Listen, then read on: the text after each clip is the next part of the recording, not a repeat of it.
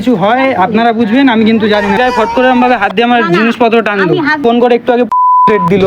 Hello guys, কেমন আছো তোমরা সবাই? আশা করি ভালোই রয়েছো। আমি এখন ভালো আছি, কিন্তু কিছুদিন আগে আমার জীবনটা পুরো ধনেপাতার মতো হয়ে গেছিল, কারণ আমি একটা নতুন কাজে ঢুকেছিলাম। সামনে পুজো, তাই ভাবলাম আমিও একটু কাজবাজ করি, একটু পয়সা ময়সা জমাই। কারণ কলেজের পরীক্ষা শেষ হওয়ার পর থেকে অনেকদিন বাড়িতেই বসে রয়েছি, তাই সেই প্ল্যান মতো আমি একটা কাজে ঢুকে যাই, যেটা ছিল একটা কোম্পানির প্রোডাক্টের ডেলিভারির কাজ। কোম্পানিটার নাম বললাম না, নালে পরে আমি একটু সমস্যায় পড়তে পারি। তো যাই হোক, আমি কাজটা প্রায় ওই 4 থেকে 5 দিন মতো করেছিলাম, যেটা করার পর আমি বুঝতে পারি যে এই কাজটায় বেতন কম, চোদন বেশি। কাজটায় অনেকগুলো সমস্যা ছিল, তার মধ্যে প্রথম হচ্ছে যে কাজটায় অনেক সময় লাগে আর বহুত খাটনির কাজ। আর কাস্টমারদের কাছে যদি ভুলভাল জিনিস চলে যায়, তাহলে তারা কোম্পানি ছেড়ে আপনার পিছন মারবে। মিসবিহেভ করছে, আমাকে ঠেলাঠেলি করছে, ফোনেই ক্যান্সেল। দেখো, ওটা আমাদের দোষ বলুন?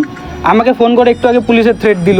তো এই কাজটা করার পর আমি টাকা তো পাইনি, কিন্তু একটা শিক্ষা পেয়েছি যে ভুল কাজ আর ভুল নারী আপনার জীবনের 12টা বাজাতে পারে। তাই সঠিকের সন্ধান করুন, কারণ পৃথিবীতে ভালো জিনিস অনেক রয়েছে।